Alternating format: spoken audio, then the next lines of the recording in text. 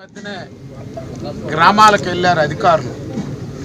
పరిశ్రమలు రాబోతున్నాయి, మీ అందరికి ఉద్యోగాలు ఇస్తానంటే ఒకరిద్దరు అడిగారు, అయ్యా నేను 10th క్లాస్లో ఉన్నప్పుడు నేను పొలాలు ఇచ్చాడు మా నాయన, నాకు ఉద్యోగం ఏమో కానీ నా కొడుకు ఇంజనీరింగ్ అయిపోవచ్చింది ఈ సంవత్సరం, రేపు మే జూన్కి నా కొడుకు ఉద్యోగం అయిపోతుంది అంటే నా తండ్రి నాకు ఇప్పించలేకపోయాడు, కనీసం మా ఆయన మనవడి కన్నా ఉద్యోగం వస్తుందా అని.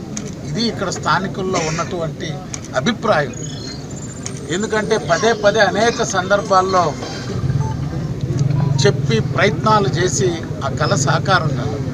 అదృష్టం ఈరోజు ఎమ్మెల్యే గారు, ఎంపీ గారు, జిల్లాలో ఉన్నటువంటి అధికారులు కానీ ముఖ్యమంత్రి గారు ఇక్కడ అన్ని పరిశ్రమలు తీసుకురావాలనేటువంటిది, అనేక పరిశ్రమలు రాబోతున్నాయి.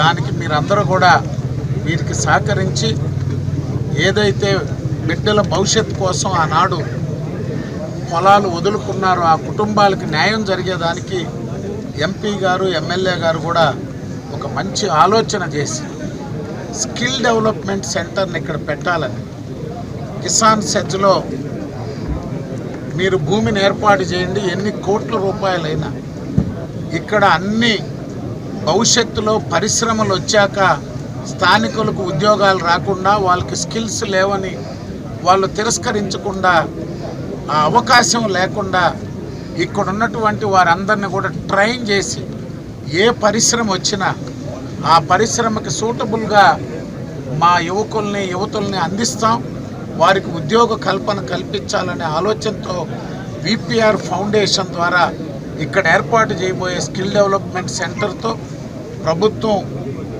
విపిఆర్ ఫౌండేషన్ ఇద్దరు కిసాన్ సెజ్ వారు కూడా పూర్తిగా సహకరించాలి దీనికి. ఎందుకంటే మీరు భూములు కేటాయించాం, 30 సంవత్సరాలు ఎటువంటి ప్రతిఫలం లేకుండా నష్టపోయి రైతులు ఎదురు చూస్తున్నారు. మీరు 30 సంవత్సరాల ముందు ఎంతకు తీసుకున్నారో దానికి 100 మీరు వసూలు చేస్తున్నారు ఈరోజు.